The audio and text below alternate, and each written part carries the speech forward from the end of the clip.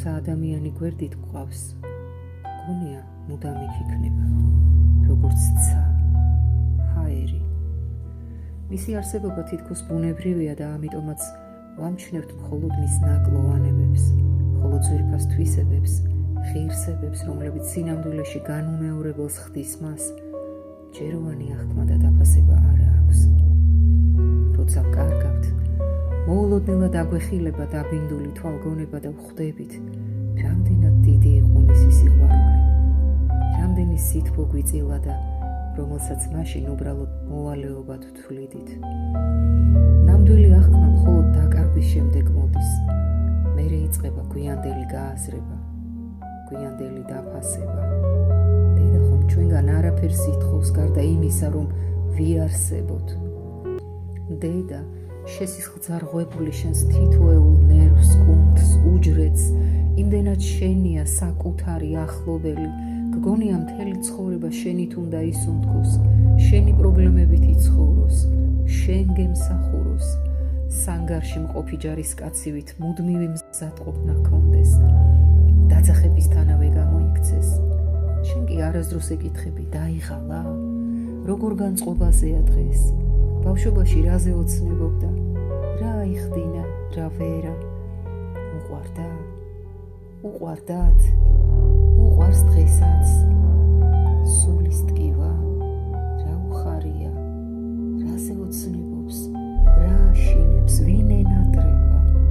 ჯანი და ხონი გამოელევა და მერე უკვე წუხდები, რომ ძველებურად ვეღარ დადის, ვეღარ სწრაფობს, ვერ ხედავს, არ ესმის, არ ახსოვს, ბავშვივით ჭირვეულობს და მთელი ცხოვრება, რაც უშრომია, უწვალია, ურბენია შენთვის, უკვე არ გახსოვს და შენს ღამის თევებს ამადლი. ყოველი შენი მცირედი ზრუნვა მის მიმართ რთული და მტანჯველი გეჩვენება. მისი თავგანწირვა კი თითქოს დიდი არაფერი. იღლები მისით, ყოფიერებით დაქანცულს, ძალა და ენერგია არ გრჩება, უწილადო სათანადო სითბო. შესაძლოა არ მოაკლოს საკვები, ექიმი, წამალი, მაგრამ ეგ არაფერია. უნდა მოეფერო, მოусმინო, ესაუბრო, ჩაეხუტო, შენ კი სულ სადღაც გარბი ხარ, გეჩქარება, გარემოებების მონახარ. ღამით, როცა უძილობის სცენით შეპყრობილი ბავშვივით გეტიკტიკება, მთელი ნათესაობის ამბებს გამოგკითხავს, ხან ძველ მოგონებებს მეათასად გიყვება, შენ აჩუმებ, ტუქსავ, საყვედურობ, ერთი სული გაქვს დაიძინოს.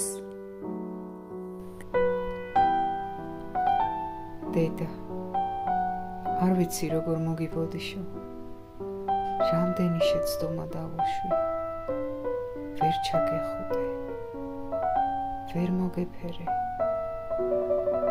ვერ ჩაგიკარი გულში. შენ ხომ მთელი სამყარო გამითვე, გამიმზიანე, გვასწავლე ერთგულება, უანგარობა, სიკეთე, პატიოსნება, ღირსება. მაპატიე რომ ზოგჯერ გტუქსავდი, მაპატიე დედა, რა სულელი ვყოფილ ვარ, როგორ მენატრები, ნეტა გვერდით მყავდე, როგორ იცვლება სამყარო. შენ ადრე ძლევამოსილი და დაუღალავი, ერთ დღეს დაღლილი, პატარა ბავშვივით დამიბრუნდი.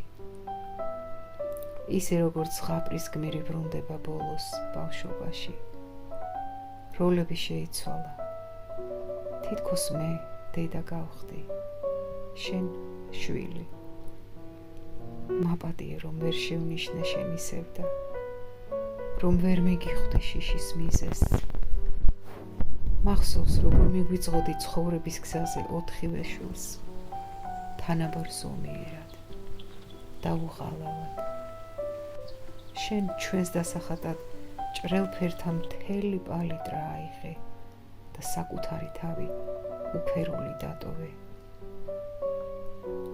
მე კი, როცა შენი დასუსტებული სხეული ვერ უმკლავდებოდა ცხოვრებას, როცა ბავშვივით მორთულ მოკაზმულ სიტყვებს ელოდი ჩემგან, მაშინ, სწორედ მაშინ ვერ მოვახერხე ყველაზე მნიშვნელოვანი. მოგხვეოდი, ჩაგხუტებოდი, შენთან ერთად მდუმარედ მესუნთქა ის დრო, რომელიც გვეძლეოდა. მაპატიე რომ ზოგჯერ თავი ტვირთად გაგრძნობინე. შენი შვნებს გაძლევდი მაშინ, როცა შენი სიბერე ღირსებით უნდა მიმეყო. შენ კი ყველაზე ძვირფასი ადამიანი. შენეული მოთმინებით მაინც მწყალობდი და მპატიობდი. მოიჩქარებ ცხოვრებაში, შვილო, დრო მოვა, ყველაფერს გაიგებ. სამწუხაროდ გვიან, მაგრამ ყველაფერი გავიგე, დედა. მაპატიე, რომ მაშინ ვერ გავიაზრე ვინ იყავი. მაპატიე, რომ ვერ გითხარი საკმარისი მადლობა. მაპატიე, რომ ვერ მოგეფერე ისე, როგორც იმსახურებდი. შენთან საუბარი მენატრება, დედა. შენ კი აღარ ხარ. მე კი აქ შენი სულის წინაში მონატრებითა და სინანულით ვდგევარ და ვფიქრობ, გესმის ჩემი ხმა. მაპატიე, დედა. ეს წერილი უნდა დამეწერა. მინდოდა მეთქვა შენთვის, რომ ვიტანჯები ამის გამო. მე შენთან ვარ, შენ კი ჩემთან, სულში, გულში, ყველგან, სადაც ვიარსებებ.